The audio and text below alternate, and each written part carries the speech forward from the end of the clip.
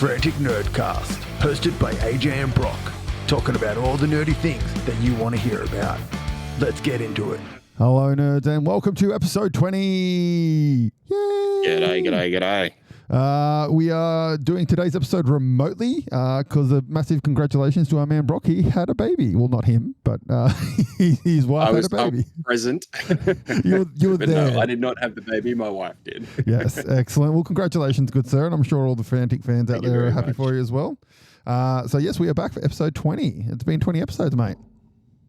Oh, it's gone so quick. It's awesome, mate. Like 20 episodes. We've been doing it for about 6 months. Yeah, it's about 6 months, isn't it? Yeah, keep coming back. It's good. I mean, it's a lot more enjoyable than I anticipated it to be, and it's just great. I have thoroughly enjoyed doing 20 episodes here to thousands more of us droning into your ears. Yes. Now, obviously, as we said on the Facebook page and all that kind of stuff, we weren't here last week. So we've got a little bit of catching up to do. So now I have we can't go through all of our little spoiler rumory things as we normally do. I've got about 40 or something. Jeez. I don't know how many I had, but I know it's a lot. Well, I move all mine into a specific folder for it.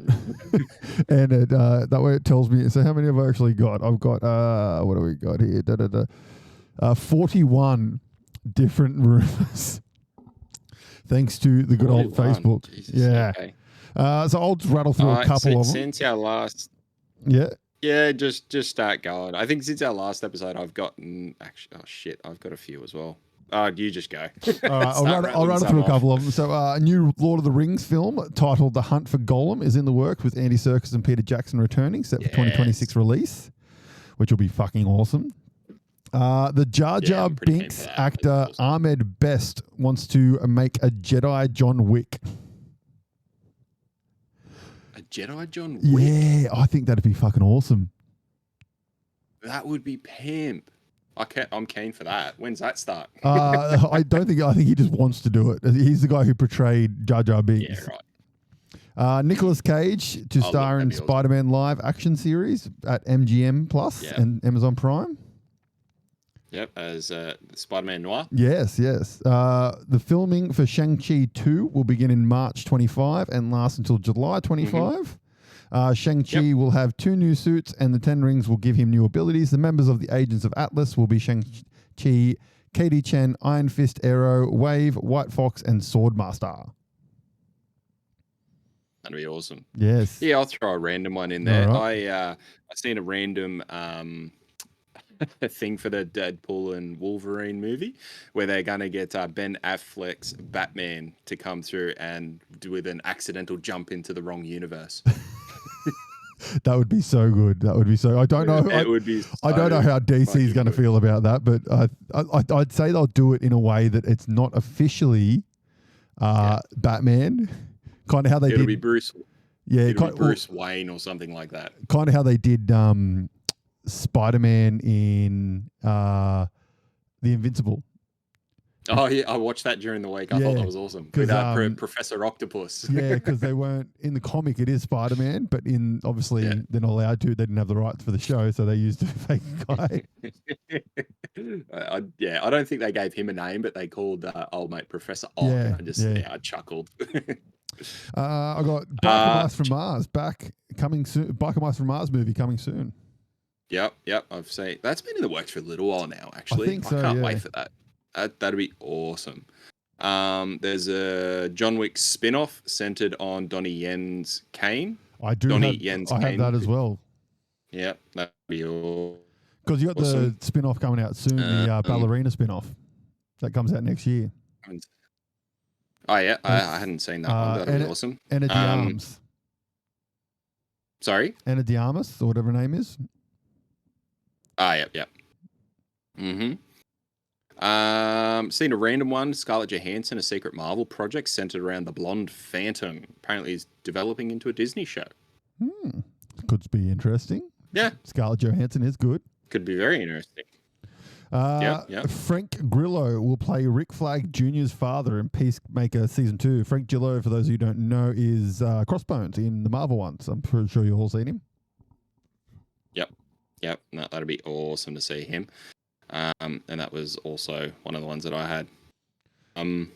The rumor with the spell that made everyone forget about Tom Holland's Peter Parker in the 616 universe also affected other universes, so causing everyone to forget about Tobey Maguire and Andrew Garfield's Spider-Man as well. I did see that, but I read some of the comments, and a lot of people were like, yeah, but most people didn't know that they were Spider-Man. So yeah, exactly.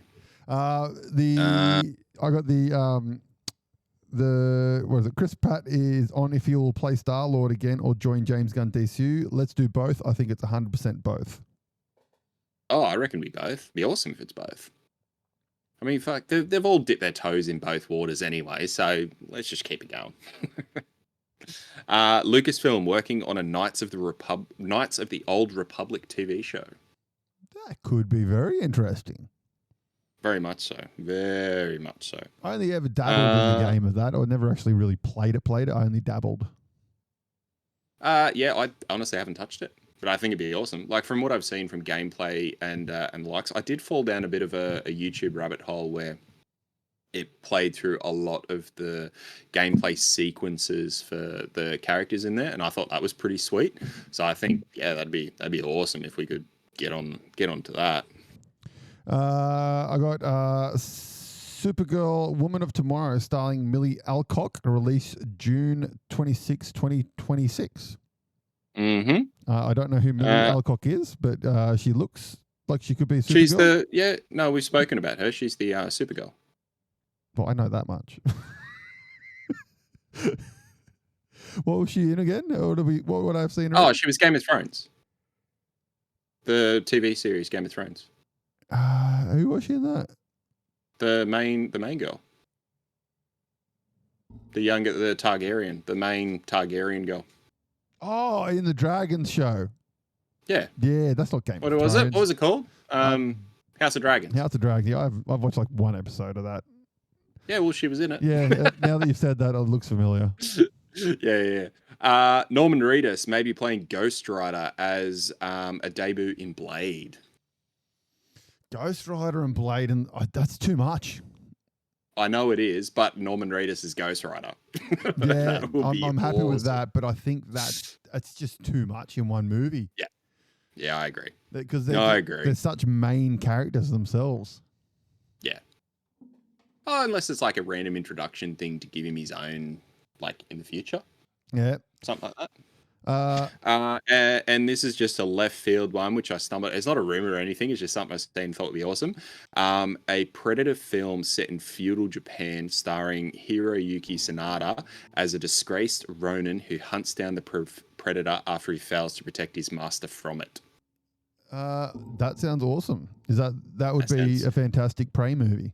Oh, let's fucking because I know they're making a Prey too. Yes, but I think it's going to follow the Native American chick again. Probably. That wasn't horrible. No, I thought it was okay. I fucking loved Prey. I thought it was a great movie. Okay. Anna Taylor-Joy only has 30 lines of dialogue in Furiosa. Yeah, I've seen that. Apparently, she only comes into the movie like 40 minutes in. Oh, really? Yeah, apparently it's like all like backstory, like younger Furiosa before that one. Yeah. Okay. Apparently, Chris Hemsworth steals the movie. Oh, look, I'm not surprised by that from what we've seen in the trailers. Yeah, he looks fucking like what awesome. you got in the trailers. Yeah, exactly. No, I'm keen as for that. Roadhouse will reopen. Roadhouse. I watched this yesterday. It's such a good movie. It's so well done. It really is. I thought it was an awesome movie. I love the look at this. We've got our own little octagon. Who taught you shapes? And I love the I seen the memes kicking around about him before, about McGregor. He literally just shoulders out and just staunches around the place with that strut. I just loved you could tell he was just having so much fun filming that. Oh, he really was. I thought he'd done a couple of other little bits and pieces beforehand, but in the credits it actually said introducing Conor it's McGregor. his first ever feature film, yeah. I think just he might had have been fun. in shows or something. It just had fun. It was good. It was a fun movie, and the action sequences and the fight scenes they did were really the little good. cuts they did when they were doing punches and stuff like that, and it made it look so impactful. Oh, it was great. Yeah, I 100% agree. It was awesome. What do you got? What have I got? I did have one more, and I've just closed my phone. Go me. The last one I had was Marvel Studios reportedly wants Ryan Coogler to direct their upcoming X-Men film. Ryan Coogler has also officially signed on for Black Panther 3. Oh, that I didn't know that part. I did know the X-Men part that they wanted him. Yeah. I think that'd be sweet. Yeah, Get him on. I got Agatha All Along is set to come out September 18th on Disney Plus. Sorry, I did find another one. Jim Henson Company is producing a Grendel live-action film, which will tell the legend of Beowulf through the monster's point of view. Jeff Bridges is playing Grendel, and Dave Bautista is Beowulf. That's pretty fucking animated. Did you say? It's a Jim Henson Company. Oh shit! So who knows what actual direction that'll be fucking. Oh yeah. Daredevil Born Again, March 25, like 2025. Ralph Ineson has been cast as the Galactus in the Fantastic Four. Oh, yep. I have no idea who he is. There was another. You'd see, when you see his face, you'd know his face. But there was another guy who got cast as well. Yeah, I've got him somewhere down here. Paul Hauser. And they reckon he might do Mole Man. Yeah. So he's the dude from Margot Robbie one where she plays the figure skater who kneecapped the bitch. Yep. What else have we got? Just on the Fantastic Four. The other people, Natasha Lyonne is an undisclosed role. She was in Orange is the New Black, and she's also in that one where she repeats constantly, where she's an investigator and she repeats the day, kind of Groundhoggy style. Yep. And John Malkovich. Yes. Is also in it. What else we got? Sony Pictures is supposedly in the early stages of developing a live-action Spider-Gwen movie. Let's watch how they fucking butcher this. Oh, dear God. And the picture comes with a little meme underneath it of a whole heap of open doors with Death murdering Morbius and Madam Web and whatnot. God. Jesus Christ. Nomad Games, who do the digital version of Talisman, I put this on the Facebook page. They released Talisman for free, and they're also doing Talisman 5th edition as a digital version as well. Oh yeah, sweet. Which should be good. Amazon is officially moving forward with the Phoebe Waller-Bridge live-action Tomb Raider series. Okay. So Phoebe Waller-Bridge, for those who don't know, she wrote Killing Eve, which is a phenomenal show.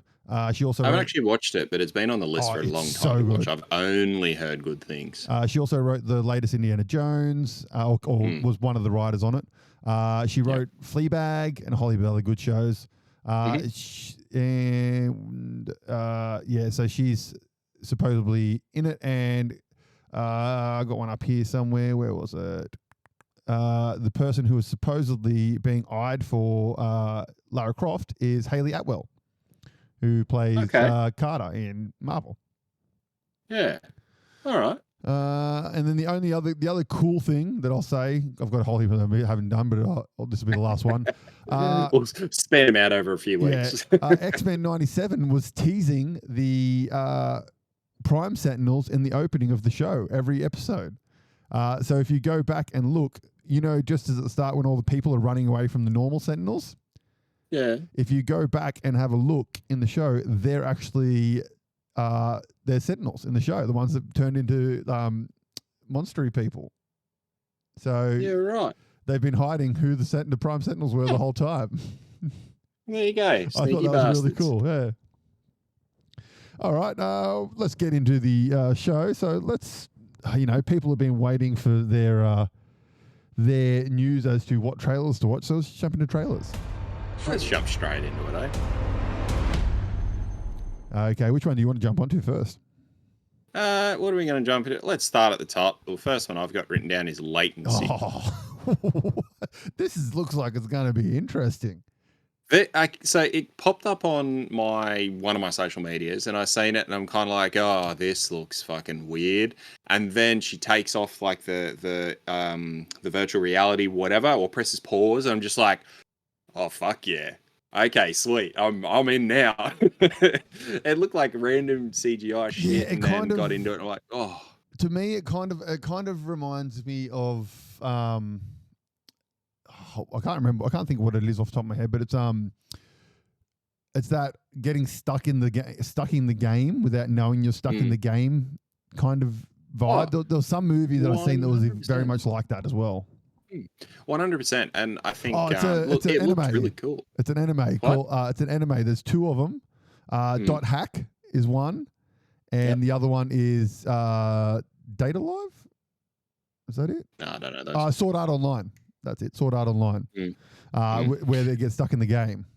No, I think it looks fucking awesome. I mean, it just opens with a whole bunch of monsters, as I said. They're coming at you, and then they show that it's like some sort of test for a virtual reality game. But then you watch further down the trailer, and it's she's an agoraphobic gamer. She agrees to test some new equipment using AI to interpret electrical activity of her brain.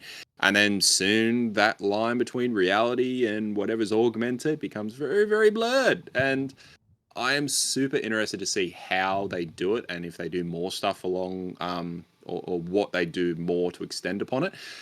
Unfortunately, once again, it looks like succumb to showing too much in the trailer. It looks like an awesome trailer. I'm keen to see it. I think we've seen a lot of what's going to happen in the movie already. I kind of wish they didn't show the like horror-y looking aspects. Like I wish that could have been a surprise. Like they showed like the agoraphobia thing, and then like the computer AI taking over kind of thing. And then you went into the movie thinking that, and then all of a sudden there's fucking these ghosty things popping up and monsters.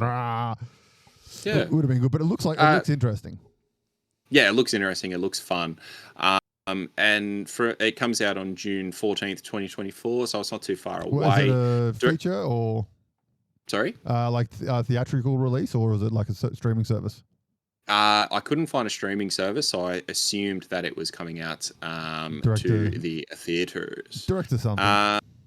Yeah, exactly. I mean, it's got a chap named James Croak as director. It looks like this is his first one that he's done. Does typically like background.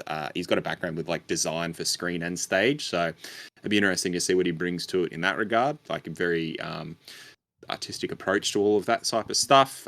Sasha Luss, Alexis Renner, they're the two listed for starring. Have you seen him in anything before? I've never seen him in anything before. No, Sasha Luss, I think I might be getting mixed up, but she was either Swedish or Russian. I think she was Russian.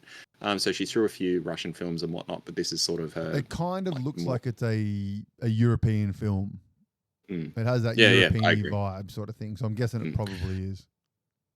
But a left field thing that this actually made me start thinking about as well, like other movies where they've got that game aspect to it, which is a great one with Gerard Butler in it. I think it's called Gamer. Yeah. That's a fucking great film. Fucking awesome film. Yeah, it's where they play the video games, and the game is actually convicted convicts trying to earn their freedom by being like an avatar for the video game. Yep, that is it. And it is really, really well written, well done. It's fucking awesome. I'm pretty sure that's on Netflix or something. Or Prime, one of those two. More than likely. Yeah. Either way, if it is, I'll probably go give it a gander in the next couple I'll watch it tonight. It was a fucking awesome show. All right. On to the next one, eh? Twisters. The remake that we didn't need. Oh, so So before I talk about like the release dates and director, starring, all that sort of stuff, I've written this for the synopsis. Tornadoes, what more do you need? And then thoughts, we didn't need it, but we're getting it. It's just a remake, but rather than being the first to track the inside occurrence of a tornado, they're trying to stop or disrupt a tornado. So is this a remake or is it a continuation? Because I haven't been able to find anywhere if it's either or both. So it's not, from what I can tell, it's not a remake. It doesn't look like it's a continuation. It looks like it's its own thing. I think we'll find they'll probably mention the team from the first movie in this movie, I reckon. That's what I think, and because if you're watching the trailer, they've got those same little devices, can ball things, those that they little make ball that things. float, Yeah. So I think the angle that they're going to go down is that it is a continuation. Those little devices have now evolved, whereas they were used to track the inside of the twisters before, or tornadoes or whatever, and now they're using it or trying to test them out to see if they can stop tornadoes or prevent them or we whatever. have drones now. Oh. Yeah, exactly. I mean, it looks like it'll be. In the trailer, it looks like it's got some really, really sweet scenery in it and some really cool effects with some of the tornadoes that get ripped through like some towns. Like there's that awesome one where they're going away from it with the fire spilling up through it and that building and whatnot. But again, I mean, we've seen it now. Is there anything else that's fucking cool like that? I mean, fucking trailers, man. They know how to ruin a movie, don't they? Oh, it's so funny. Like the ones that what I find is the ones that we talk about that are better are the ones that don't show enough. But like they show a lot, but it's just stuff. It's not plot. It's not like big scenery parts. It's just sort of here's the characters and we're doing a movie. Yeah, no. And here's a couple cool things. Whereas these ones, they're just sort of like that scene that I just mentioned with the fire through the tornado. Like that seems like it's going to be one of their biggest imageries. Oh, it'll be the end of the movie. That'll be the end of the movie for sure. Yeah, and we've seen it. So fuck. But I mean, look. Once it comes out, we'll give it a bit of a look. And I mean, right. But anyways, it seems like it's going to be one of those movies. Like, I got nothing else to do. Let's just put fucking the new twisters on. Exactly. So yeah, it comes out July 19, 24. Lee Isaac Chung. I didn't recognize any films that he's done, but he had done an episode of Mandalorian. Starring Daisy Edgar Jones. She was main character where the crawdads sing. Glenn Powell, I recognize his face. He was recently in the new Top Gun. He's across a lot of movies and TV, but more so in supporting roles. And then you got Anthony Ramos, most recently recognizable from Transformers: Rise of the Beasts, but an interesting actor because he's been in things like The Heights, which was a musical remake from in 2021. He was in A Star Is Born. I mean, he's in some random shit. He's pretty versatile. He's in Hamilton. See what he does. He's he's original cast of Hamilton. Yep. Yeah. He was in Hamilton as well. See that. So Glenn Powell is he was recently in Anyone But You with Sydney Sweeney, rom-com set in Australia, and it's actually a really entertaining rom-com. I highly recommend watching it. It came out not that long ago. Yeah, and he was like Anyone But You, was it? Yeah, Anyone But You, Sydney Sweeney. I got a feeling we watched that. It's on, I think it might be Prime, I want to say. Yeah, okay. It's thoroughly joy. He is ridiculously buff in it, and Sydney Sweeney as well. Sydney Sweeney. Of course. But yeah, no, it's a funny movie. It's one of those stupid, enjoyable rom-coms, and he was so he was in that, and he's good in it. Okay, Kaos. So this looks good. Kaos for those playing at home. This has got fucking Mr. Goldblum. That's it, Goldblum. I can remember these names off the top of my head. Then so it's Kaos. When I was looking into this one, it was funny. I'd search Kaos because I just went movie at first. I didn't realize it was a TV series. So I went Kaos movie, and there's a movie from the 80s with the same name, which is an Italian film. So I've gone, oh, fuck, it's a remake. And then I looked into that, and I'm like, oh, no, this is definitely not a remake of that. They're completely different things. But anywho. But we were speaking of things that didn't give things away in the trailer, like a good trailer. This doesn't give you fucking anything. Oh, I loved this trailer. It was so simple. It goes for a minute. It bounces around like general just stuff like statue of Zeus. Oh, so Jeff Goldblum plays Zeus, and it just bounces around the character, like the general things and statue and whatnot. But then the ending to the trailer was fucking sweet. I mean, it's just it goes in the background. It's just got like honor me. That's a command, not a request. And the way that he says it as well is really, really cool. Like it's just super. I have a feeling it's going to get like very dark in parts. So when I was having a look at it, it's a dark comedy apparently. Yeah. So it's going to be very interesting to see how that comes across the screen. And I think Jeff Goldblum is perfect for it. Like, he is such a good actor. He's got that eccentricness that will go really well for this, where it can be like, I'm loopy, but I'll fucking murder you. Oh, 100%. And I think that came through in the trailer perfectly. Yeah. So it comes out this year, but there's no date as yet. They've just said that it comes out in what's it coming out on? Pardon? What's it coming out on? Netflix.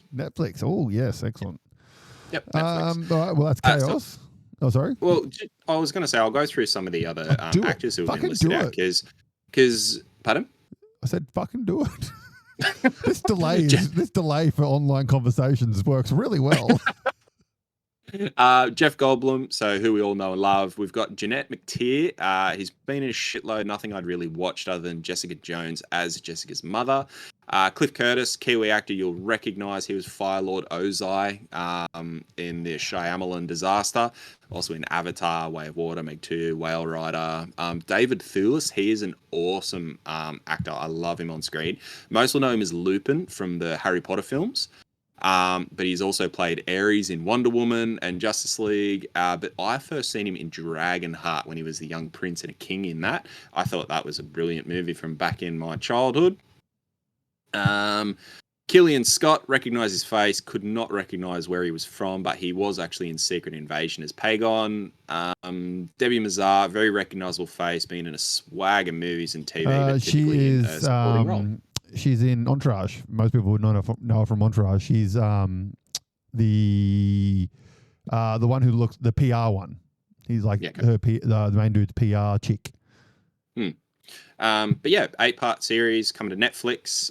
Follows Zeus, as I said, which means that the bunch of people I just mentioned there, they're going to be various Greek gods and goddesses and portraying those persons. So I mean, it looks fucking sweet. Yeah, it looks like it's going to be fucking great. All right, let's move on to our final trailer for episode 20, Rings of Power Season 2. 29th of August, 2024. Fucking 3 episodes straight off the bat, followed by 1 a week until the final episode on October 3rd. What was your before we go into the trailer? What was your opinion of season 1? That was literally what I wrote as well to ask you. All right, well, I'll go. I love season 1 personally. I thoroughly enjoyed it. I don't understand all the hate that it's gotten from the Lord of the Ring nerds. I read into this a little bit, so I kind of know why. It's the reason that a lot of people do it is because what this show has done is it's fallen into a piece of time that hasn't really been written by Tolkien. So he alludes to this period of time. He talks of this period of time and some of the things that happened. So what that meant is it gave a lot of creative license to the people doing Rings of Power. As long as you start at A and end at B, whatever happens in between, you're fine. As long as you get to B. Exactly. So because it gave them so much creative license, it is still canon within the world of Tolkien, but it's just not directly not the canon that the fans wanted. Exactly. But one article that I briefly read, which was really, really interesting, is that when you look at the Lord of the Rings trilogy and The Hobbit and compare it to Rings of Power, is that the Rings of Power actually are far more inclined to Tolkien's writings than what Lord of the Rings and The Hobbit is. So the article that I was reading actually, more or less says that this is a better portrayal of what Tolkien is trying to bring, rather than what the movies were, which I found really interesting. Because I read the books and the Hobbit like a long time ago. And in all honesty, it's one of those things of people get too obsessed with loving one thing, and instantly they're in their brain's movie is never going to live up to what. Like the thing's never going to live up to what their brain movie is of that book or that comic or that fucking whatever. We see it all the time. People have a whinge all the time. But I personally loved season 1. And from what I've seen from this trailer, it looks fucking awesome. But from season 1, there was literally only one thing that I didn't struggle with, but it just... to wrap my head around it a little bit, I was just kind of, I don't know, there was something in the back of my head just annoying me, and it was Sauron. Yeah. Purely because I'm so used to seeing Sauron in the big fucking demonic metal suit that he's in. To see him in that sort of humanoid, like flesh persona. Did you like Don't get me wrong. Don't get me wrong. Charlie Vickers, but did him fucking perfectly. Yeah. Did you like the kind of like the trick of trying to make you think that Gandalf, even though he hasn't been called Gandalf yet, that was, everyone was like, oh, that's Sauron. Oh yeah, I loved that. That was good. I love that. I thought that was awesome. I never thought it was Sauron. Yeah, neither did I. I always thought it was Gandalf. No, I didn't think it was. When he first landed, I thought it was Gandalf, but then I shifted away from that. I never thought it was Sauron. I just thought it was something else, like some other wizard or. I actually thought for a little bit it might have been Saruman. Oh, yeah. The other wizard. So I thought it might have been him, but I mean. Who knows? But yeah, that was the only thing that I struggled with a little bit. But as I said, Charlie Vickers, he was awesome. He's an Aussie guy too. Yes. Which is awesome. The chick who plays the main elf, she is fucking phenomenal, man. Galadriel. Yeah, she's awesome. I love that character. 100%. She's just a kick-ass motherfucker who just wants to fucking just destroy people. 100%. 100%. So I mean, from the trailer, the big thing that you get from it is that it's going to be epic. Yes. Again, yes. It's just going to be a big, massive amount of stuff that is going to happen, and it is going to be awesome. But they gave nothing away, really. Mm-hmm. I mean, there's like an ominous thing in the background where the Great Pell returns. Sauron's here. I mean, fuck, they're in trouble. I mean, at the end of the last season, we got the rings got made, didn't they? Yeah, they did. Yeah, that's what I thought. Yeah, the rings got made. In saying that, I don't know. I'd have to double check as to whether all of them got made. I can't remember. I think the elves definitely got theirs. The elves got theirs. I don't know if there were no dwarven ones. I don't think. No, and the one but in this trailer, you do see at least one or two dwarves with the rings. Because they didn't mention the one ring, did they? It's all just the rings of power from memory. I don't think the one ring's been brought up. I'm pretty sure it was just the rings of power that had been mentioned, not the one ring. Yeah, I think so. I think, we've got a little while to sort of play to see where that falls. I imagine the one ring will come like right at the end. Yeah, potentially. I've got a feeling, I don't know if they will or won't, whether this one ends with that the great battle where Sauron's defeated. I don't know if they'll sort of end it there. I don't know. But I mean, that's is that like the Battle of Five Armies or whatever it's called? No, Battle of Five Armies was. Oh, that's one in the movie. That's in the books, isn't it? Yeah. Yeah, that's the Hobbit one. Yeah, that's the third Hobbit movie. But it was. It's called War of the Rings. War of the Rings. Yeah, there's a board game, like a war board game about it. Oh, really? Yeah. I'm pretty sure that's the battle where Sauron's defeated. I can't remember. It's been a long time since I've read or watched any of the Lord of the Rings. And in all honesty, someone actually asked me this the other day, like, if you're going to watch Lord of the Rings, which one do you pick? And I went, Return of the King, easy. Fuck the other two. I'll instantly pull Return of the King out, director's cut, put it on, 3 hours of fucking gloriousness. Sit there, cry when they all bow to the fucking hobbits at the end. And, and then again, you sit through the 20 hours of fucking endings, but yeah. Every couple of years, I actually I throw it on, do the trilogy. Yeah, see, every couple of years. The first one, Fellowship, I'm not a massive fan of Fellowship. It kind of just drags on a bit for me. Whereas like Two Towers is enjoyable, but fucking Return of the King is just it hits well, doesn't it? Yeah. It's really well done movie, and the Hobbits can just fuck off. I'm never watching those ever again. Okay, well, that is it for trailers. So we're going to jump into just some general conversations. We haven't spoken for a while, so we thought we'd not talk about any movies or TV shows necessarily. We're just going to talk about some wonderful things. So first up, let's talk about the wonderful world of 3D printing. Now, I have been 3D printing for a long time, and I successfully, to your wife's probably hatred, got you into 3D printing. Yes, you did indeed. So I've had a filament printer for, I want to say, about 2.5 years, and a resin printer for maybe 6 to 12 months or thereabouts. Yeah, I had my FD. I got my first FDM. Oh fuck! I want to say like 12 years ago, something like that. And resin, got my first resin one probably 5 years ago, maybe something like that. One of the first DPM ones or whatever they're called, fucking came out. Why do you love 3D printing? What got made you, when you saw it, went, oh, I need to have one of those? Oh, it's one of those things where I'd seen it for years when it first came out, and I was kind of like, I was drawn to it to start with. So it was awesome. I thought one day I know I'll have one of those once they're more affordable. But then after that, I just sort of, I didn't pick it up at any time, because I didn't really know too many people who were into it or doing it and whatnot until you showed me the wonderful world. But I mean, it's addictive. It really it is straight off the bat, it's addictive. But you get amongst certain things, you find what they are. It's addictive. But when you get a print off the bed, you're just like, fuck yeah, that's done. That's awesome. There's something Let's get another one going.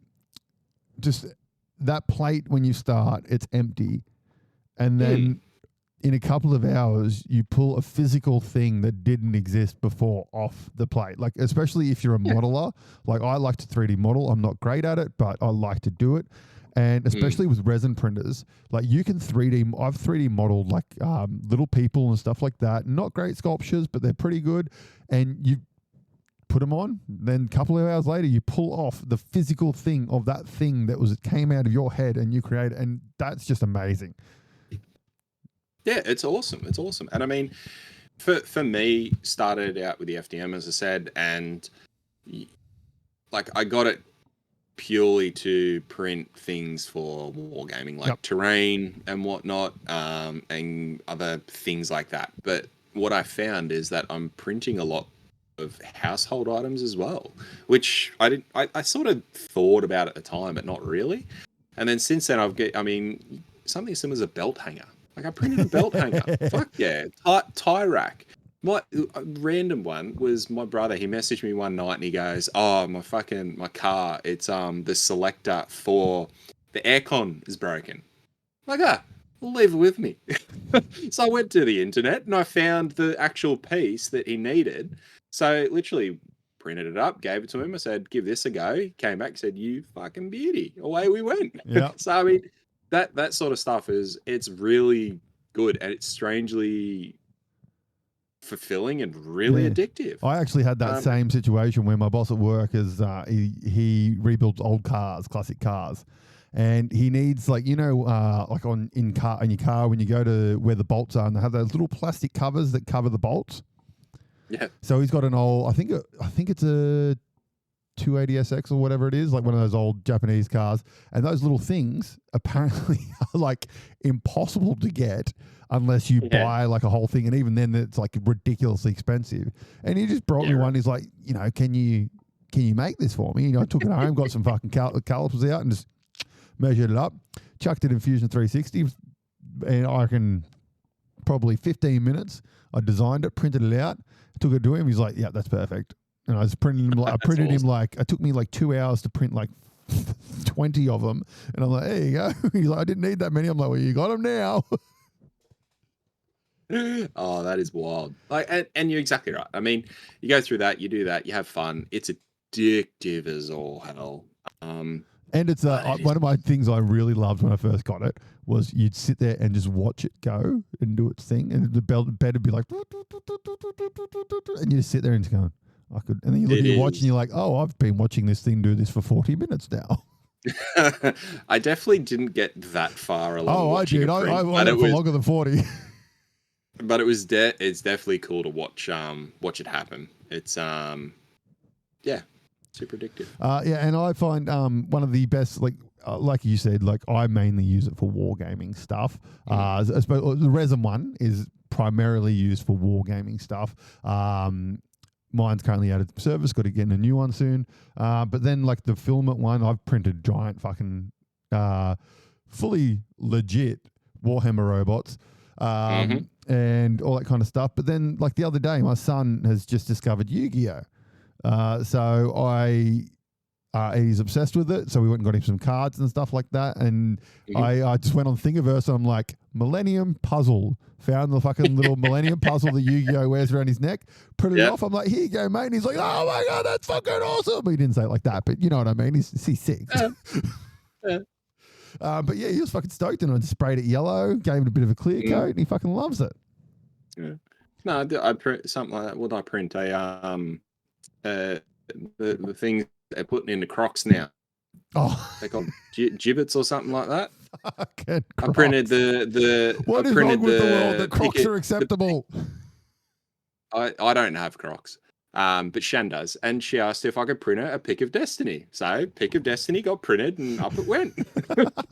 Oh my God! Oh no!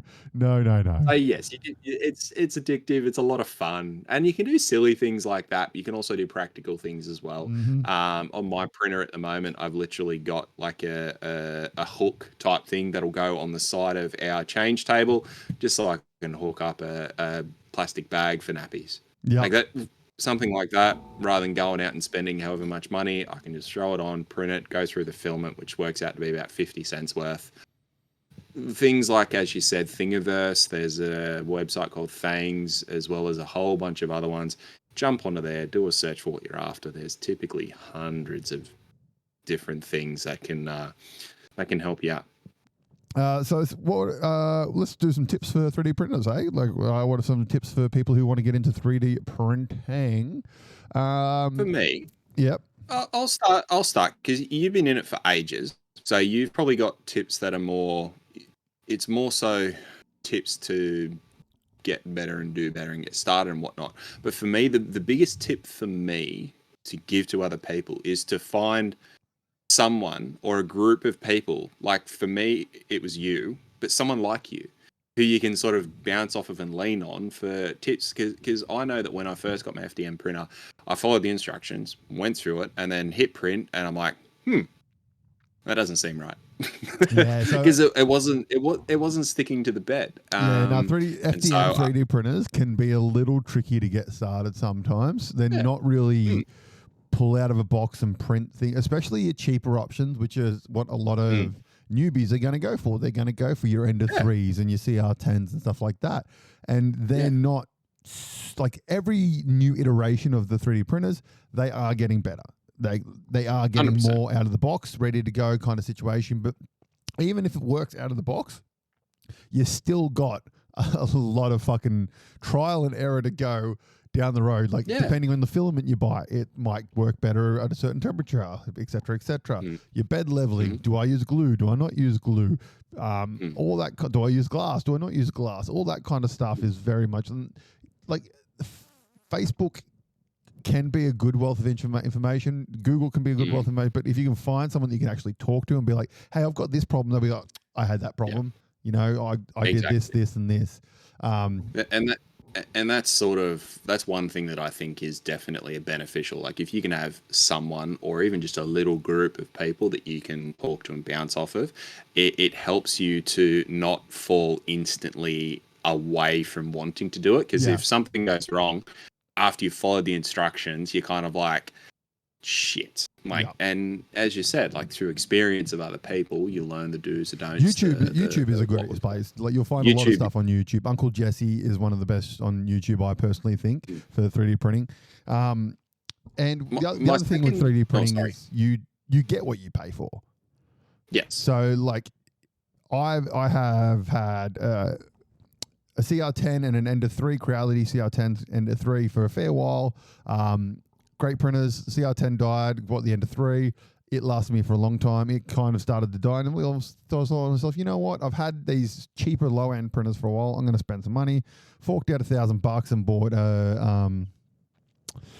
what's it called? Creality M3 or something. Oh, I can't remember. Something like that. But it's like a big fuck off $1,000 thing. And it's like, it is printed out of the box, this one. And it's phenomenal. I had an issue with the hot end on it. I contacted them and they're like, yep, no problems. Sent it out. 2 days later, new hot end arrived. and it's phenomenal. It prints so fast. Oh my god.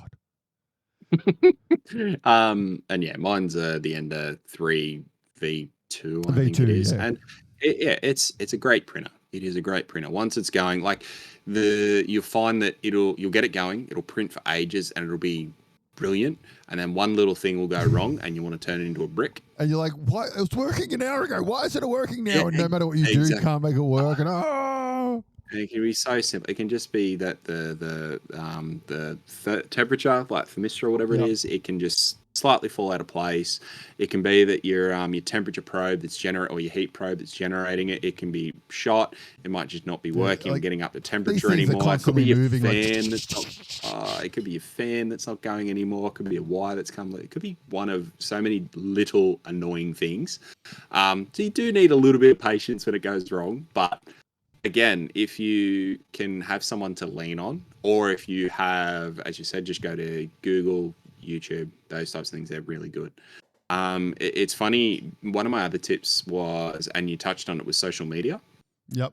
Social media can be a really valuable tool, especially if you don't have someone that you can lean on a little bit closer, because like there was something that I had happen with my resin printer when it first came through, and it was a weird one. Like straight out of the box, it had a really strange issue with the print screen where it would give random layers the full size, the full length of the print screen, but only as wide as your print surface. And it was the screen was just broken. Yeah. But it was like there was UV light leakage.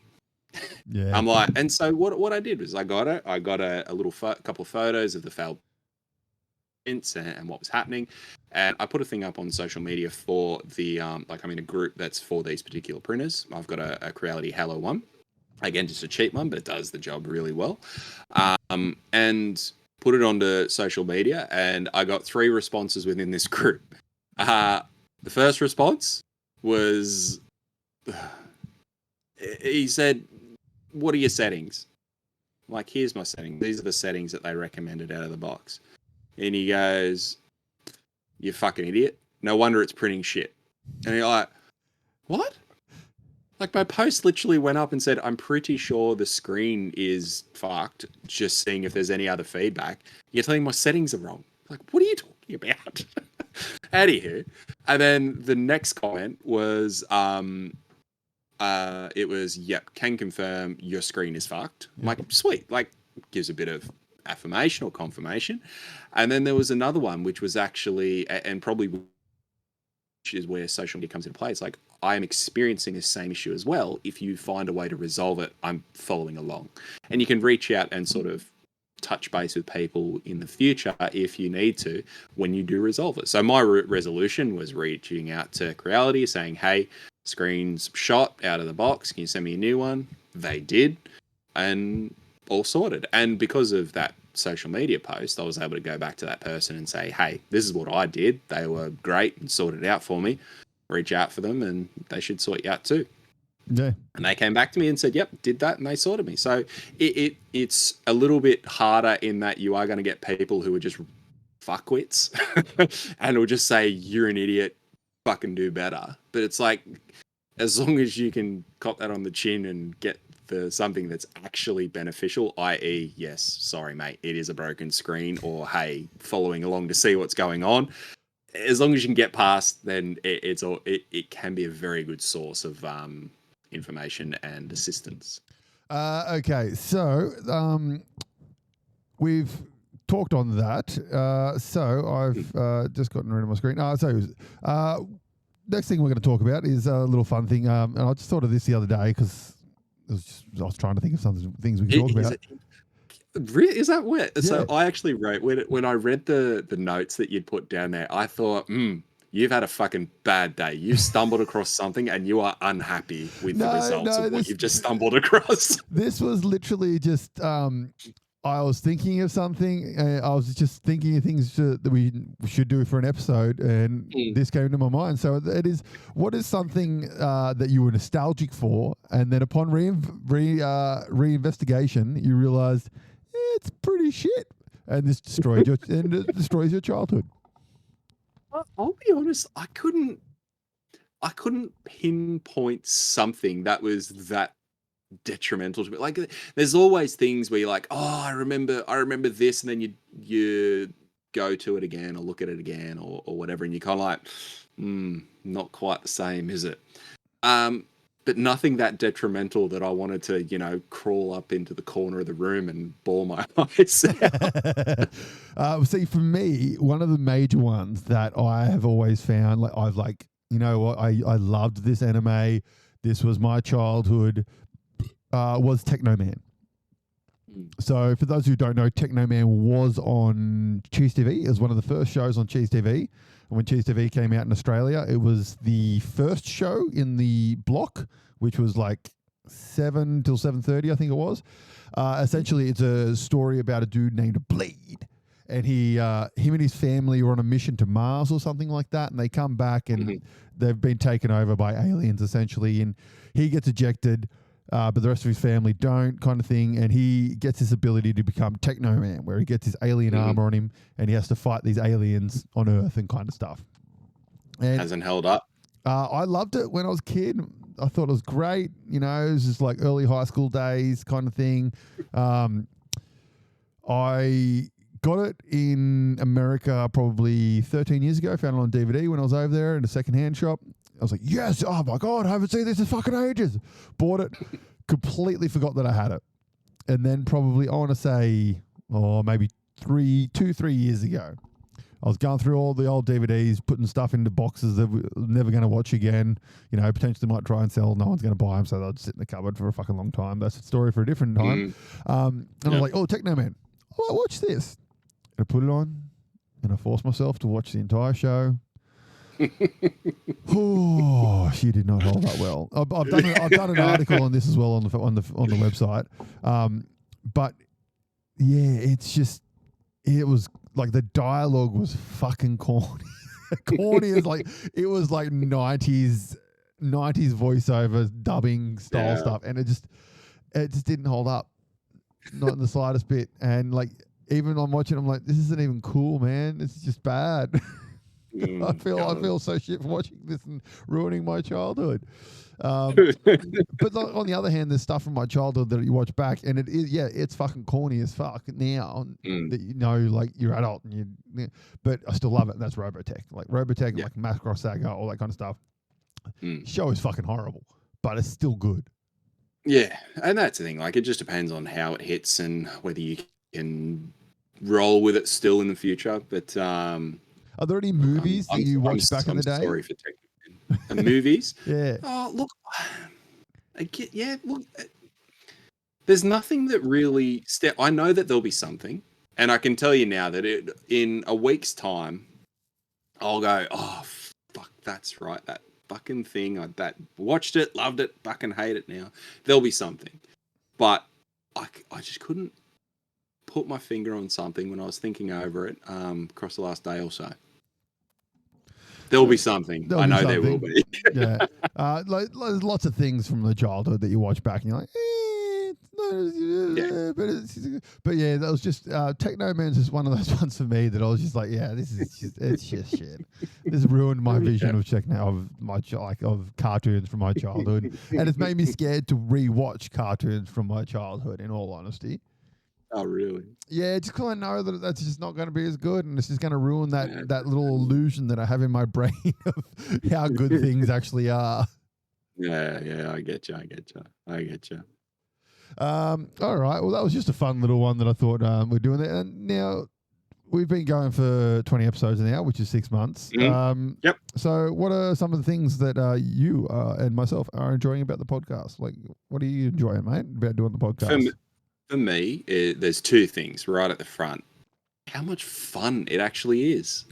Like, it's one of those things where literally all that we're doing is talking the same shit that we talk anyways. Just recording it.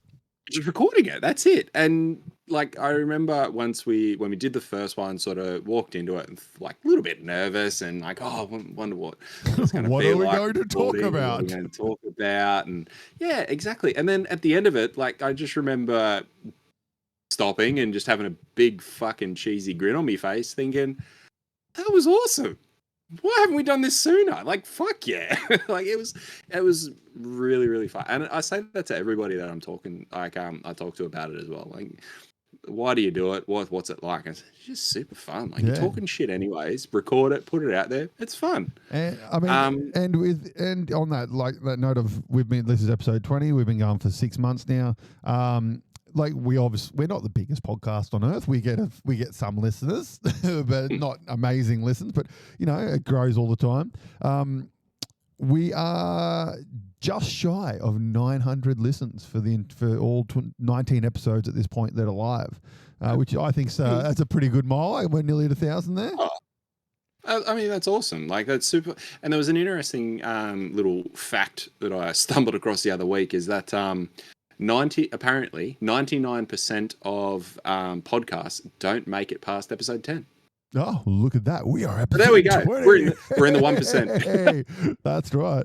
And on that note, this month, according to our statistics, we have got a Portugal listener.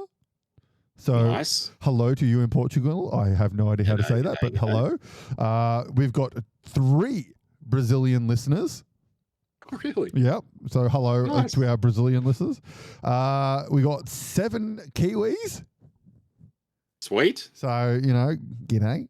13 USA, United States listeners just this month, that's pretty cool to have 13 US We are global. listeners. We are That's global. right. We are breaking the market. And we got a shitload of Australians and et cetera, et cetera. And if I pull up for our last 12 months, some of the other countries we've had some Canadian listeners.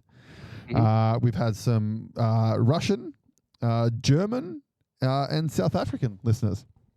Marvelous. Which is pretty cool. That's a pretty cool thing to do this little podcast talking about our nerdy things we like and having it been listened to around the world. Which is, pretty cool. I mean, for the fact that we are just doing it because we did it once and it's fun, so we thought, let's keep doing it. Yep. To have that sort of stuff and like to be reaching a bit of a broader audience is awesome. And I mean, hopefully it continues and we continue to grow and reach more and more people. Yeah, that'd be nice. And we do have plans for the future as well for some of the things that we want to do once we get some more listeners and all that kind of stuff. So, and one of my favorite things that I've had since doing this podcast is just like people that we know coming up to me and like just saying, "Oh, dude, love the last episode." I'm like, "You listened to me and my mate talk? What the fuck?" And like, you'd never expect that these people would actually sit there and listen to me and you talk for an hour and a half about nerdy shit. And like one of the dudes is like, "Yeah, I go on long trips, and I've saved up a couple episodes, and I'll listen to them all back to back, like 6 hours of you." And I'm like, "Why? Why would you do that to yourself? I don't even like listening to myself for 6 hours." And that's awesome. Like that is one of the really sweet things that's happening from it is people that do jump on board and have a listen, and they may not have even known some of these things about you to start with as well. I know that a couple of my colleagues sort of stumbled across it when we got the stickers, started sharing stickers around. They're like, "Oh, what's that?" And you're like, "Oh, this is my podcast." And you're like, "Oh, what do you talk about?" And then you start talking about it, and they're like, "I'm sorry, what?"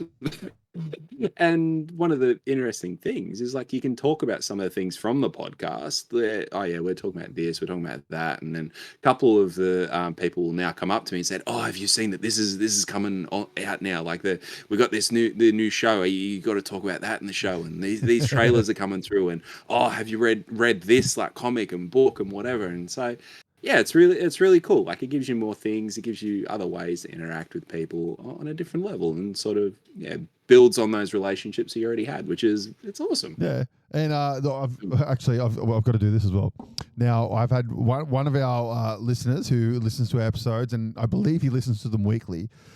He was harassing me as to when our next episode was going to come out, and I'm like, "Look, one of us is busy having a child, so he's going to be a while. So we are on break. So I'm just very interested to see if he's listened through this entire episode at this point. The keyword is Donkey Dragon. Donkey Dragon. So I'm going to forget that. So I hope you remember. He knows who he is, and if he's listening, Donkey Dragon. I expect it to be the first thing that you come up and say to me next time you see me. That's okay. So that's a little message I look directly forward to for hearing him. how that goes. Yep. And one other thing that I've actually really enjoyed about doing this is, look, I've mentioned it a couple times, the rabbit holes that I go down. Yep. I've really, really enjoyed that part of it. So, Learning new like shit. the trailers that we'd watch and talk shit about, movies we'd watch and talk shit about, but I'd never go and sort of look into them, research them, see the directors or the actors. Like I know who they were and can sort of picture them and put them in different places, but to find like some of those interweavings of where someone did something you might not have known previously. I really enjoyed looking into Shogun and like the accuracies to the Japanese and the timelines and the Portuguese and all that and how that all happened. And I really enjoy that part of it a lot more than I expected to as well. I mean, it's research, it's work, like, but it's fun, it's enjoyable. I really, really, really enjoy. More so just looking into that next layer of what the movies and the people involved in bringing the movies and trailers and comics and like the one if we get time today. I know it was on the thing to talk about the game Colossal. Oh, yes. So yeah, if we get to it, sweet. If not, we'll definitely talk about it in another episode. But just looking into that game itself, and like it was a chap named Nick Angel or Angle maybe. He did the game, put it on Kickstarter, and since then I had a bit of a look into him when we were going to do this podcast about the game. And I found that he's an artist, and in background of being an artist, he's actually got a whole swag of comics that he's actually done. So it's sort of that knock-on effect of you have a look into something and you find out that it has more from that person that they may be involved with or doing, and you can just sort of expand what you might have been having a look at, expand some of the things that you're doing. I really, really enjoy that part of it. Cool. Well, on that note, now that we've talked about ourselves for enough, let's go on to some gaming news. Gaming. Okay, so gaming. So yes, we are talking about a little RPG. I backed it on Kickstarter, and he chucked it over to you, and for you to have a squiz at, have a play. It's called Colossal. Oh no, I backed it as well. Oh, did you back it as well? Did you? Yeah. Oh, nice. So yeah, it's called Colossal. I got the PDF of it. It's cool. It's like a 10-page RPG kind of thing. But it's the really cool thing about this system. So for any of you that have played RPGs before, you get your giant fucking thick-ass book, and you've got to go through 20 pages of, character creating, all that kind of stuff. This thing is super simple for character creation. There you go. Move it up. There you go. It's very thin. It's like a couple of A4 pages. And one of the cool things is it sets up the world that you live in, which is a giant, you're inside a castle, but the castle is so big that it has its own ecosystem and world. And when you get to a wall, people have realized that wall is just a wall to the room you're currently in. And you have to, if you go through a door, it leads to another room. So no one's ever actually found the wall, the true last wall of this place. And no one has ever been able to make it up to the bastions at the top of the castle. And that's kind of your goal of the RPG, to make it up to the bastions. Now, throughout this world, I think kind of Zelda, Breath of the Wild, that's what this is kind of looks like. I'm gathering he's got the inspiration from that. There are these sort of castle golems that cruise around. Some are small, some are big kind of thing, and they're like your big enemies that you have to fight. And the way the game works is, depending on you get two stats. One's like your health, one's something else, I can't remember. And that's how many cards you draw from a deck of cards. And depending on what cards you draw, they're kind of the events that happen in that little portion of your story. So it might be, my first one was had to fight two golems, but you only end up fighting one or something from the rules from memory. And then I had to meet up with, some bandits, found a body on the side of the road, and found a creature of some description. And then you kind of have to work that into a story in your mind or like in your notes. So the way I've done it is I've started I've done one chapter and I've started writing it as a book, as if it is a book. And my character, she has a little tiny golem that she's with, and that golem's sister got taken, and we believe that she's been taken to the next big city where they take these young golems and sell them off, because potentially when they get older, they've got these magic crystals inside them when they get destroyed. So they sort of kind of like slave labor them out. And we believe that her sister golem has been taken there. So we're on our way to that city to try and find it. We came along a dead body, ended up bandits killed it, and then we had to fight a big fuck off golem. And my golem companion, she's got like an electric attack where she's got these giant golem hands and she punches with her electric hands. And I've got a like a golem. My character's got like a golem, like a brass knuckles, but when she hits, it hits with like electric power and stuff like that. So that's pretty cool. So that's my character. I've only written one chapter so far, played one chapter. That's all I've really gotten so far. What about you? So for me, I unfortunately went to play this when I had the mindset of I need something that just takes me for the journey. And what you need to understand about this is not a take you for the journey type thing. It does require a lot of your involvement to create the world that you're going through, which I think so in reading the book front to back, I was kind of like, oh, yep, cool. This actually sounds really, really cool. The concept is awesome. And I think it'd be really, really good to help people with their creative juices to flow, so to speak. Like the prompt system or the mechanics to actually build your world. As you said, you get your cards, depending on your suit and color, it tells you prompts. And there's I think there's about 30 prompts all up at the minute. Or at least within this one, there's about 30 prompts. And with those prompts, you get a way for you to write, as AJ's doing, a book. My intention is to do almost like comic panels and stuff like that. What I did find is that you have to go down the route of, as AJ said, draw several cards and sort of have it as a scenario that you're doing at once. You can't do it as single cards, because I actually did a thing where I goes, right, I'm gonna have a little bit, see what it's like, and I drew one card, and the card was a six of spades.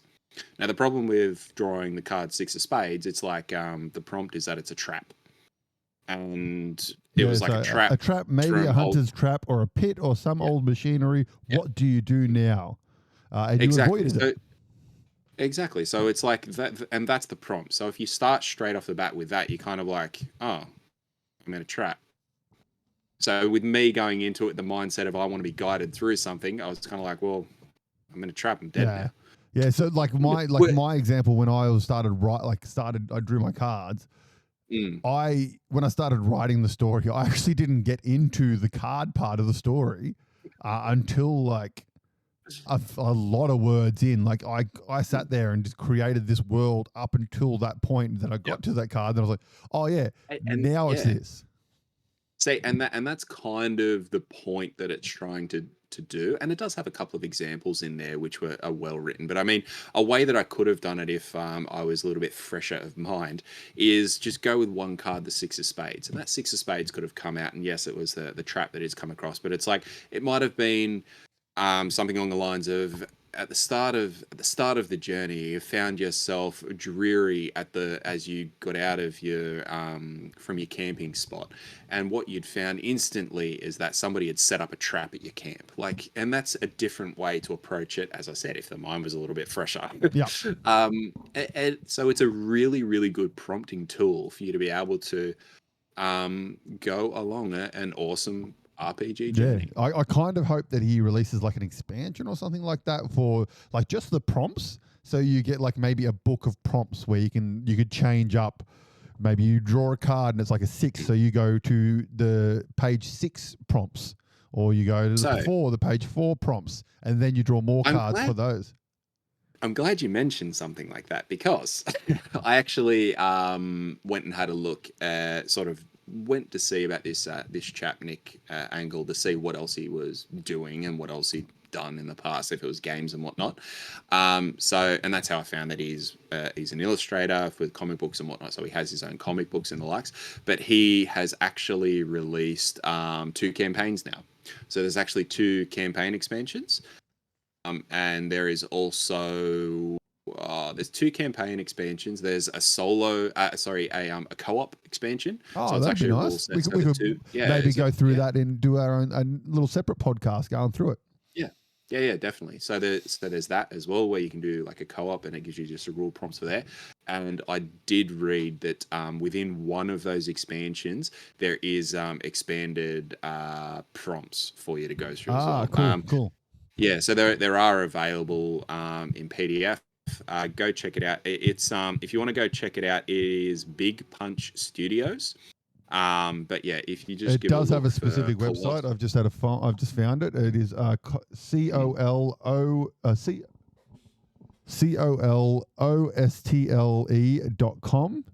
is the website, and it's got a fantastic little animation thing with his artwork on it. Oh, that is really pretty. Highly recommend you go have a look at that website. And yeah, so if I go to the shop, what do we got here? Yes. So we've got some expansion packs and stuff like that. Roomlandia expansion, and I can't remember what the other one was called. And he's got another one on the way, I'm pretty sure. Kydonia digital Kydonia expansion. Colossal the Roomlands digital expansion. Yeah, Roomlands, that's it. And 2-player rules module, which is like £3, so it's absolutely nothing. That is awesome. Yeah, exactly. I think all in all, it was like £12 to get the expansions and the solo, the co-op rules. Sorry. Yep. Yeah, definitely. I'll definitely pick them up at some point in time. And it's it's on the open gaming license as well, which is pretty cool. So if anyone wants to make a game from it, they're free to, which is pretty cool. And then whoever makes a game from that, other people can make a game from their thing. That's how the open game license works, which is pretty cool.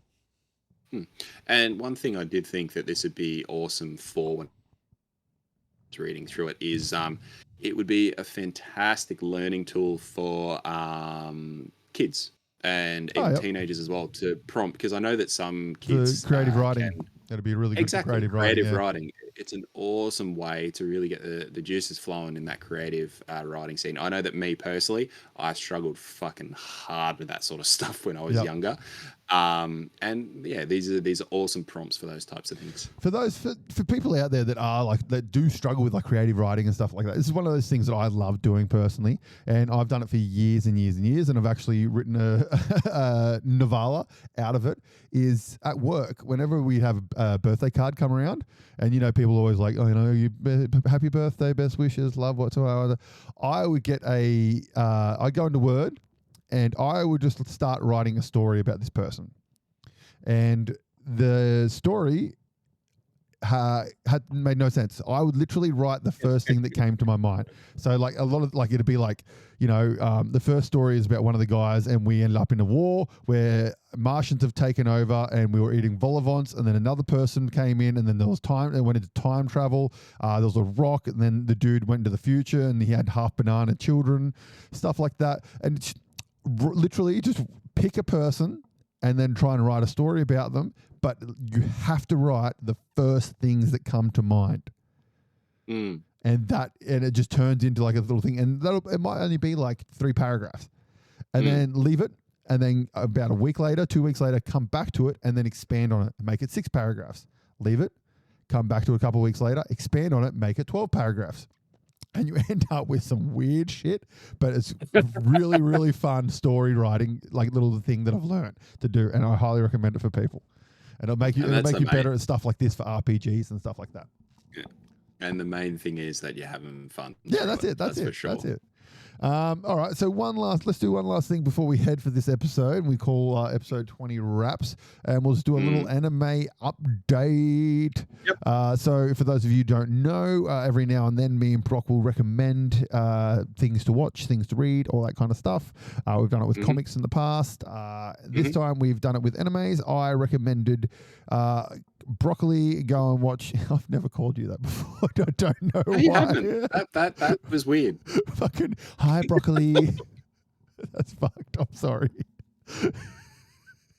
Wow. Yeah, it happened. Let's just live with it. I recommended Brock watch the Neon Genesis Evangelion movies. So the redo movies, 1, 2, 3, 4, they're all on Amazon Prime. And he recommended that I watch the Parasite series before we go and watch Parasite the Grey on Netflix, etc., etc. So you first, sir, how far have you gotten into the world of the Neon Genesis remakes? You have an excuse as well. Sorry? You have an excuse if you haven't watched much. I've watched one. Yes. So I've watched one of them. The first one, which is You Are Not 1.11. Alone. Because you've never watched Neon Genesis, have you? No, never watched it. So, and in saying that I've never watched it, one of the questions I put to you was, do I need to have an understanding, or do I need to have watched anything from it before? Your answer was no. Yeah.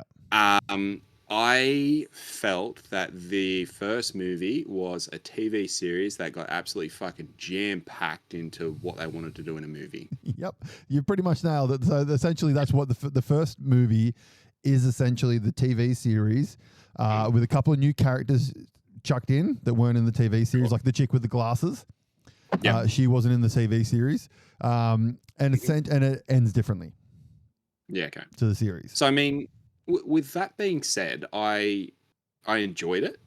I felt like it was a lot happening very, very quickly. So it was kind of hard to actually get engrossed to the characters, if you know what I mean. Yep. So my understanding is that this was kind of like a point to sort of give it a revamp or something. So essentially, he made the series and he essentially didn't get to finish it the way he wanted to. And then also the way it did finish, fans hated it. There were death threats. He had to get full-time security guards and all this kind of shit. And then, and because it's one of those animes that it is that loved, like it is classed as one of the best animes ever made, kind of thing. And he kind of just he's like, it's not how I wanted to do it. So he's like, all right, well, we're going to come back and we're going to redo this shit. And I think from memory, he got to, he finished movie 2, I think it might have been, and he was just over fucking Neon Genesis. Yeah. And like over the fans, over everything. And he didn't want to finish him. So he wasn't going to finish him. Actually, I think it was 3. I think it was 3 and 4. He wasn't going to finish. He's like, I'm done. I don't want to do any more. And the thing that revitalized his want to do it was he made Shin Godzilla. Okay. In Japan, and like he directed that, and it revitalized his sort of love for it and wanting to do it. And then he came back and did 4.44. Or I think in Japan it's 4.0. In Western it's 4.44. Because why not? Yeah. Okay. So has it put you in the mood to continue to watch them? I think that if it was something that I just came across, I wouldn't be running out to watch the second one. But it's also something where I'm very forgiving in that when I see that there's a second one, I would go, oh, let's see if they did better. So I will, when I watch the second one, it'll be interesting to see if that sort of basis that they've tried to build in number 1 is sort of carried through with number 2. So and it's a better one of the things with Neon Genesis, even with the original series, was you kind of have to have a little bit of knowledge about religion and like religious mythology kind of thing, like with the, like the Dead Sea Scrolls and all that kind of stuff. Just a general knowledge of what they are, not like you have to know exactly what the Dead Sea Scrolls are. Like if you've heard of the Dead Sea Scrolls, you can kind of get a gist of what they're talking about and stuff like that. And that just those little things that kind of they expect a lot of people to know. And I think some of that might be commonplace in Japan, maybe. And here in Western culture, it's not, sort of thing. So some of that stuff you kind of like, oh, okay, yep. But I mean, it's I think the first one ends with the impact happening. Is that correct? Oh, I can't remember now. It's Shinji and the other dude. The other pilot.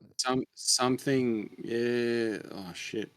Yeah, the impact had happened. Yeah, the impact There's, happens. or an impact of some kind Yeah. because he's sitting there with his big. Oh no, it The wasn't kid the with impact. the He kid with the got piano. blasted because there was the blue pyramid thing. Yep. At the end of it. Yeah. Yeah, it was kind of that battle with that big blue pyramid with the angels thing, and yeah, because he shot it. Pardon? Yeah, the angels. Yeah. What one thing I think that might have actually helped me enjoy this a little bit better as well is if I had more of a palate cleanser between Razafon and this. Probably. Because it's made by the same studio, and it's very got that same, similar. Yeah, it's got that same vibe. Same vibe, fucking same story. It was No, Razafon really was them trying to capture. Seriously though. Oh, trust me, Like, it's not the same story. Just you wait. Okay, so from what I've seen with Razafon compared to the first movie of Neon Genesis, it was very, very, very fucking similar. I mean, kid into a teenage kid into a biomech suit to fight the opposing kaiju of some kind, which have some form of alien / religious background. I mean, you have mentioned about 60 animes right there. That was going to be my next bit, in that I do know how similar shows are. Hence the reason I was saying I think a palate cleanser in between would have made me appreciate it a bit more, rather than feeling like I was going from something into something that was just very, very similarly shown. But in saying that, like I did mention, I enjoyed it. I think there was things within it which were super, super cool. I mean, Tokyo 3, which they call it. I love the way that they hide the city and it goes underground. Yeah. That was awesome. I thought that was a really, really cool thing within the show. I like the way that the Evangelions are tethered. Like, so they're actually, just to show how they are, that sort of, that mecha type bio thing where they still need a home base to tether to continue to work, unless they get that they go rogue or whatever the term was that they do. I thought Berserk. I thought that was really, really cool. And when they went Berserk, I thought that was done. And like really, when it really breaks well. apart, the jaw opens up, and you just see it sort of just like crinkling on itself, and then just. I love the design of them too. How they're like these that long and lanky arms and really skinny long bodies that sort of just bend over. The design is phenomenal, and like that purple and green Ava look, like you can see, like I painted some of those minis purple and green, and that's where it's from, baby. It's my Neon Genesis team. So I connected the dots after watching. You gave me Parasite. So it's it's not called Parasite. It's called Parasite something City or something. The anime. Yeah. Parasite the Maxim. Yes, that's what it's called. Yeah, that sounds about right. So it is 24 episodes. So I have watched them all. The start of the series I enjoyed. The end of the series I enjoyed. The middle of the series I found super boring. Yeah, I was kind of like, I got to kind of watch the first part where he gets infected. It's in his hand. He's learning about the aliens, all that kind of stuff. And then it just kind of went, and we're into Monster of the Week. Yep. And then you kind of, and that's what it was. And then it's just kind of like, ooh, pretty girl. Oh, I'm horny. And then it got to the end where it was like, okay, and here's the big baddie and we're fighting. Fucking yeah. And I was like, that was good. Honestly, it's something I wouldn't watch it again, like in a rush. But I did enjoy the whole concept of it, and it has put me in the mood to watch that live action series. Yeah, and I think you've hit the nail on the head. Like it's something where I very quickly fell in love with it from the first portion of episodes, because the story building that they do right at the start is awesome. Just the way that what's his name, Shinji or Shinichi? Shinichi. Shinichi. Yeah, Shinichi. Yeah, the way that he sort of gets, like, the parasite comes in his life. The way that they actually show the fact that it doesn't get to his head, like that's awesome. Yeah. Because the idea of the parasites is that their intent is to take over your brain, and when they take over your brain, they take over your body, and they just control you as the parasite. So the way that they become like the entity to work together, where he's controlling the hand but can control other parts of the body, I think that's really, really cool. And like they it learns while he's asleep and all that kind of stuff. That was pretty. I like that concept that he's asleep and the hand's just doing its own fucking thing over here, and he's just asleep. Exactly, and it was awesome. And it was really, really cool character building. And I think once they had built the character of Shinichi and Migi, they call him Migi because it just means right, so for right hand. So once they've sort of built those characters, they're kind of like, right, now we just need to, as you said, throw monsters at it. Yeah. And then they throw monsters at it, and they must have realized, hey, all we're doing is throwing monsters at it. We need to get some story back into it. And they finished it really, really well. Yeah, it finished strong. And I love the ending with the, I don't want to ruin it for anyone, but the ending of the potential death and kind of thing. And like that stuff was really good.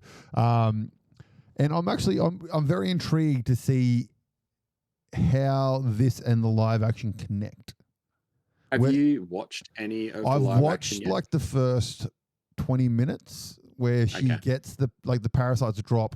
The first one drops and like it's at a concert and it starts tearing people apart.